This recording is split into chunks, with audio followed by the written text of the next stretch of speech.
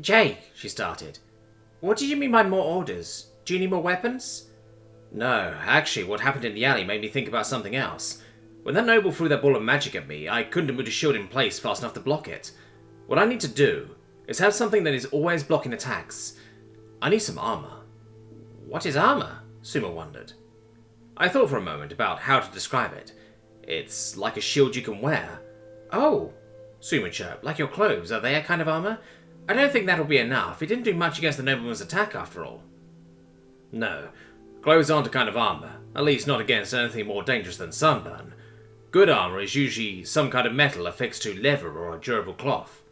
I thought for a moment, wondering how normal metal would fare against magic, then said, but in all honesty, I don't know if just metal will protect against magical attacks.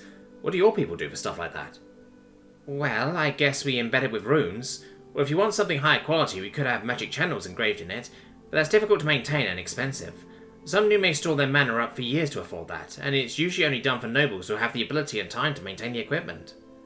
Suma told me. She nodded her head back and forth as she thought. I began, feeling a bit confused.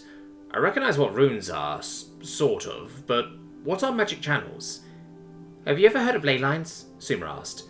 Kinda, I'm semi-familiar with them, I said hesitantly. Magic channels are basically artificial ley lines carved into a non-living object. It allows one to run their own magic through their weapons or equipment. Normally it is used to reinforce structures against magical attacks, but I guess it could be used for armour, she explained. Okay, so people put these channels into walls and stuff, then run magic into them to protect a building? I asked. Exactly, she stated. And how is that different from a rune? From what I know about them, they are basically the same thing, I questioned. Well, runes operate in a similar way, yes, but the main difference is customizability. Runes can be set into something, then all you have to do is run mana through it and the desired effect will occur, but magic channels can be influenced to meet the circumstances. Imagine you have a house with runes engraved into the walls that repel fire. That's going to be useful if someone tries to burn it down, but useless if they launch a water-based attack. But with magic channels, all you have to do is manipulate the mana you are running through them, and it can take on the desired effect. Okay, that makes sense. Sounds like magic channels are a lot better then, I concluded. Well, yes and no. While they are more versatile, they are difficult to maintain and require several mages working in almost perfect unison to utilize. Runes are also cheaper and easy to replace if they get damaged, she said. How would they get damaged? I asked. Well, they are basically just scratches filled with mana, infused clay or dyes. They could get hit by a stray magic bolt or even just accidentally wiped off. Pretty fragile then, I said. They can be, but really it depends on the skill and power of their creator.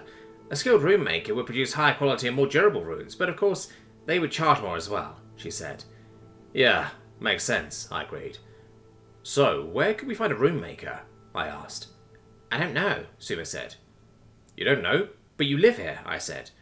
Jake, do you live in the city? She asked. Yes, I told her. Tell me where every woodcarver in your city is, she said. Alright, good point, I realised. Any ideas on how to find out? I asked. I don't know, maybe we could ask the Grand Duke. A noble like him is bound to know a skilled rune maker, and he was wanting to beat you anyway.